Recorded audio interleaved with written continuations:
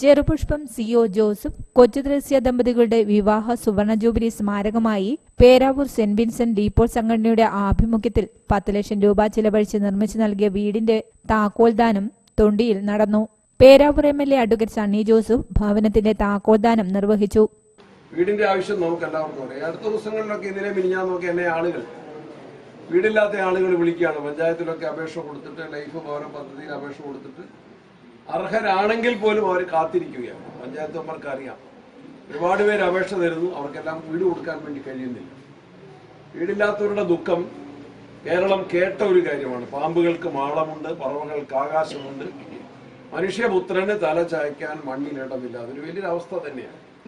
അതിന് പരിഹാരം ഉണ്ടാക്കാൻ ഗവൺമെന്റുകൾ, കേന്ദ്ര ഗവൺമെന്റും സംസ്ഥാന ഗവൺമെന്റും അതുപോലെ പഞ്ചായത്തുകളും എല്ലാം പരിശ്രമിച്ച് അതിന് മുന്നോട്ട് പോകുമ്പോഴും ആളുകളുടെ എണ്ണം കൂടിക്കൂടി വരികയാണ്. ഒരു കാലത്ത് ലക്ഷം വീട് പദ്ധതി MN ഗോവിന്ദൻ നായർ തുടങ്ങിയ ലക്ഷം വീട് പദ്ധതി ഉദ്ഘാടനം ചെയ്യുന്ന സന്ദർഭത്തിൽ അന്ന് ഇന്ദിരാഗാന്ധി പ്രധാനമന്ത്രിയായിരുന്ന ഇന്ദിരാഗാന്ധി വന്നിട്ടാണ് കൊച്ചിയിൽ ആ പദ്ധതി ഉദ്ഘാടനം ചെയ്തത്. കേരളത്തിൽ 1 ലക്ഷം പേർക്ക് വീട്. ആ പദ്ധതിയുടെ ഉദ്ഘാടന സമയത്തിൽ അന്ന് പ്രസംഗിച്ച എറണാകുളത്തെ കർദിനാള് അന്ന് പറഞ്ഞ ഒരു കാര്യം, സ്വർഗം ഉണ്ടെങ്കിൽ അത് MN ഗോവിന്ദൻ നായർക്ക് കിട്ടും.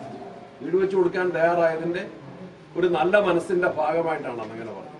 അപ്പൊ ജോസാറിനും ടീച്ചറിനും സ്വർഗപ്രവേശനത്തിന് തന്നെ അർഹതയുള്ള ഒരു പുണ്യപ്രവൃത്തിയാണ് 10 ലക്ഷം രൂപയിലധികം ചെലവഴിച്ച് മനോഹരമായി അച്ഛൻ പറഞ്ഞ പോലെ. പേരാവൂർ ഫൊറോന പള്ളി വികാരി ഫാദർ മാത്യു തേക്കേമുറി വെഞ്ചരിപ്പ് നിർവഹിച്ചു. CO Joseph, ward member Babu KV, Vincent de Paul സംഘടനാ പ്രസിഡന്റ് ബ്രദർ ഫ്രാൻസിസ് കൂറ്റനാൽ, കുടുംബ കൂട്ടായ്മ സെക്രട്ടറി കീച്ചേരി മേരി ടീച്ചർ തുടങ്ങിയവർ സംസാരിച്ചു. എന്റെ വിവാഹത്തിന്റെ 50ാം വാർഷികം വളരെ സമാധാനത്തോടും സന്തോഷത്തോടുകൂടി 50 വർഷം തള്ളി നീക്കാനല്ലോട്ട് 50 വർഷം ഞങ്ങൾ സുഖമായി ജീവിച്ചു, സന്തോഷത്തോടെ ജീവിച്ചു.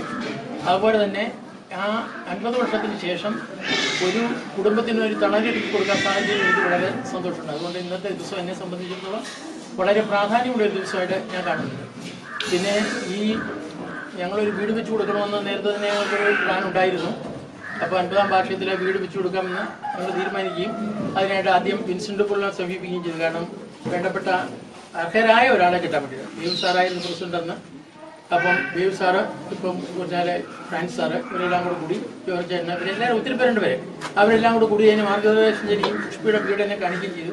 കണ്ടപ്പം എനിക്ക് തോന്നി ഇത് അർഹതപ്പെട്ട ഒരു കുടുംബമാണ്.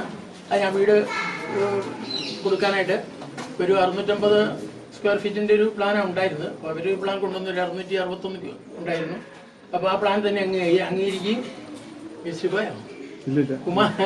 കുമാർ മേസ്ത്രി ഏൽപ്പിക്കുകയും ചെയ്തു. കുമാർ മേസ്ത്രി അത് വളരെ കുറഞ്ഞ, മറ്റുള്ളവർ പറഞ്ഞതിനും വളരെ കുറഞ്ഞ ചെലവില് അദ്ദേഹത്തിന് എടുത്ത് കൂടുതൽ പൈസ മുടക്കി കുറച്ചുകൂടെ മോഡിഫിക്കേഷൻ ഒക്കെ വരുത്തി വളരെ നല്ല നിലയിലാണ് അദ്ദേഹം ഇത് ചെയ്തത്.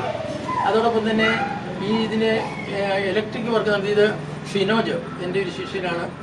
അദ്ദേഹം ഈ ഇലക്ട്രിക് വർക്കിന് യാതൊരു പൈസയും മേടിച്ചിട്ടില്ല. News bureau, Peravoor.